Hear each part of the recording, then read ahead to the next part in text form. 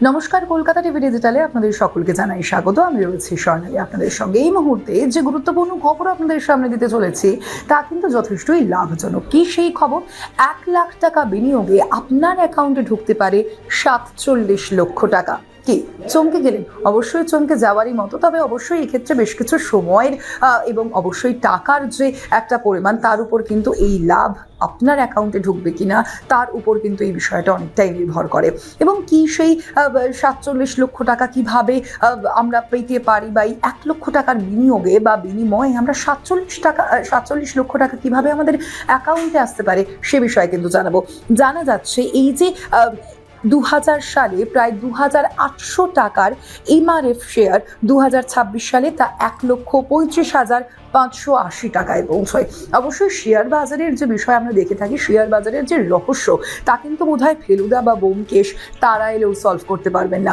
কখনো আমরা দেখেছি শেয়ার বাজারের যে যখন বিভিন্ন সময় কিন্তু এই শেয়ার বাজার উঠতেই হয়, এবং তার পাশাপাশি কখনো আমরা দেখেছি বিভিন্ন সিদ্ধান্ত বিভিন্ন ঘোষণার পরে এই শেয়ার বাজারে ধসও নামতে দেখেছি। এবং সেই কারণেই বহু মানুষ যেমন একদিকে লক্ষ লক্ষ টাকা উপার্জন করে থাকেন, আবার বহু মানুষ তারা কিন্তু লক্ষ লক্ষ টাকা হারিয়েও ফেলেছেন এই শেয়ার বাজারের কারণে। সে কারণেই এই বিষয়টিকে রহস্য বলছি। তবে এই 2000 সালের যে হিসাব, সেই হিসাবটা আপনাদের জানাচ্ছিলাম।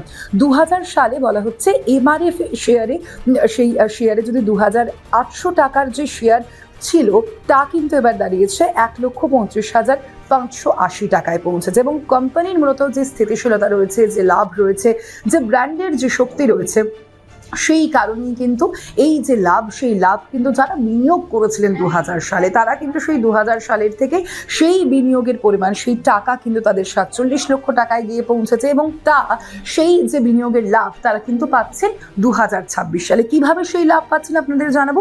2000 সালে এমআরএফ শেয়ারের দাম ছিল আপনাদের জানাচ্ছিলাম 2800 টাকা। সেই সময় 1 লক্ষ টাকা বিনিয়োগ করে প্রায় 35টি শেয়ার কেনা যেত।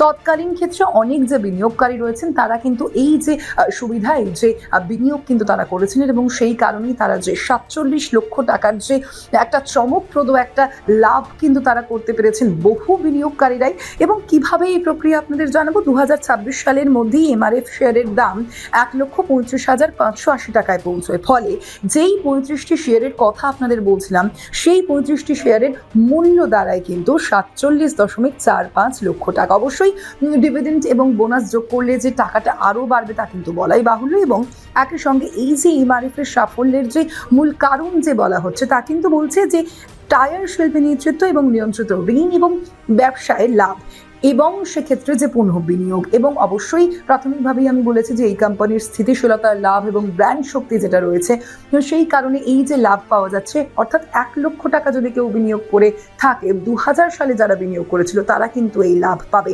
এবং একই সঙ্গে এই ধরনের যে সুযোগ আপনারা কিন্তু এর পরবর্তীতেও পেতে পারেন। অবশ্যই সেক্ষেত্রে বিনিয়োগ আপনারা কোথায় কি করবেন সেটাও একটা গুরুত্বপূর্ণ বিষয়।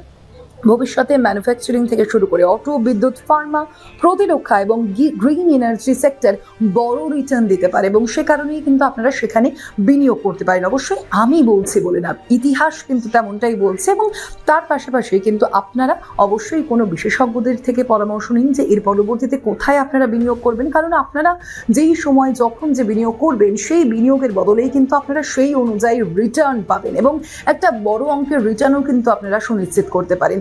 সেই রিটার্ন যদি আপনারা পেতে চান অবশ্যই তড়িঘড়ি বিশেষজ্ঞদের সঙ্গে কথা বলুন। এই যে সেক্টরগুলির কথা আমি জানালাম আপনাদের ইতিমধ্যেই, আরও একবার জানাবো। ম্যানুফ্যাকচারিং, অটো, বিদ্যুৎ, ফার্মা, প্রতিরক্ষা এবং গ্রিন এনার্জি, এই যে সেক্টরগুলি রয়েছে সেই সেক্টরগুলি কিন্তু একটি বড় রিটার্ন দিতে পারে বলেই মনে করছে বিশেষজ্ঞরা। শেয়ার বাজারের যে বিভিন্ন খবর অবশ্যই প্রতি মুহূর্তে আপনাদের সামনে রাখতে চেষ্টা করব। তবে এই সংক্রান্ত এবং এর পাশাপাশি অন্যান্য সব খবরের জন্য অবশ্যই দেখুন কলকাতা টিভি ডিজিটাল, রাত দিন 7 দিন।